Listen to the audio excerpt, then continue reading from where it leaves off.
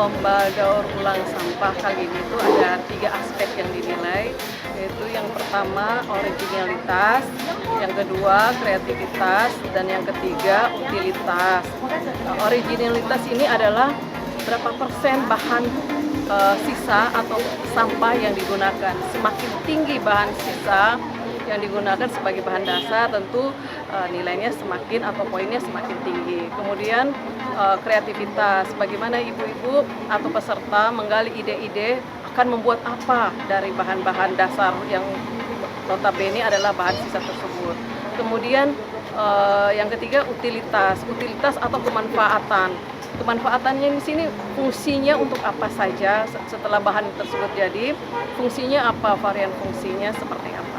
Dari ini sudah hari ketiga ya kita menilai. Saya melihat kreativitas dan originalitas ini relatif tinggi. Ke depan mungkin tinggal ditingkatkan saja lagi utilitasnya.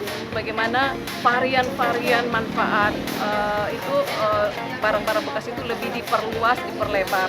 Dan tentu saja juga bagaimana ke depan kita menghubungkan ini menjadi sentra-sentra produksi yang tadi bahan bekas, bahan sisa menjadi bahan baku. Jadi bahan sisa atau sampah itu kita pandang sebagai bahan baku.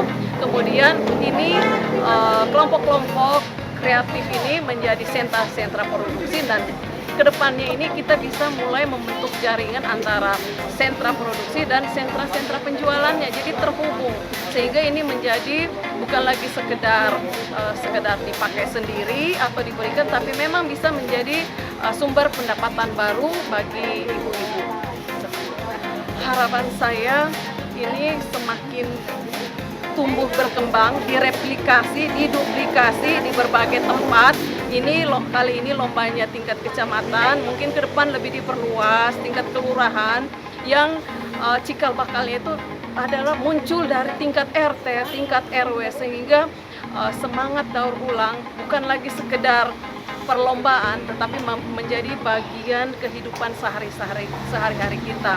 Barang-barang yang masih bisa kita manfaatkan secara pribadi, maupun mungkin kita kembangkan menjadi benda-benda produksi yang punya nilai jual. Jadi direplikasi, diduplikasi di semakin banyak titik di dalam kota Kendari yang kita cintai ini.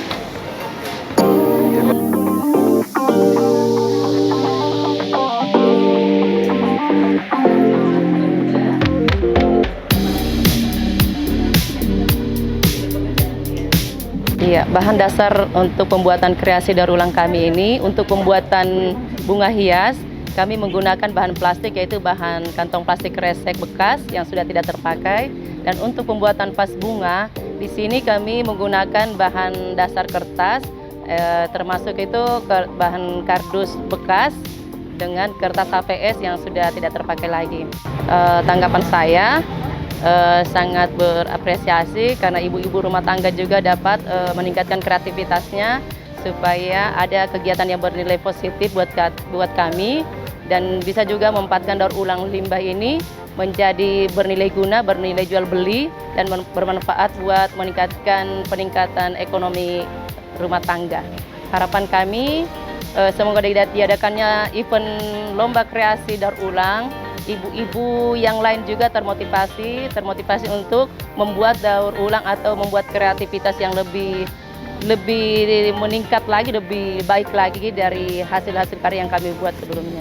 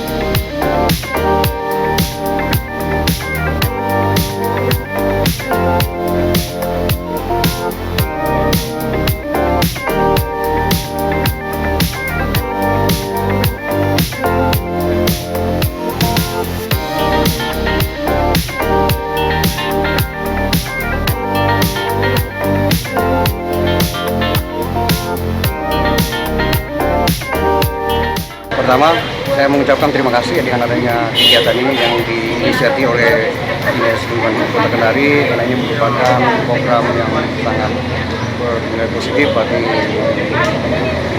masyarakat Kendari, khususnya Kecamatan Baruga untuk pelaksanaan kegiatan lomba ini.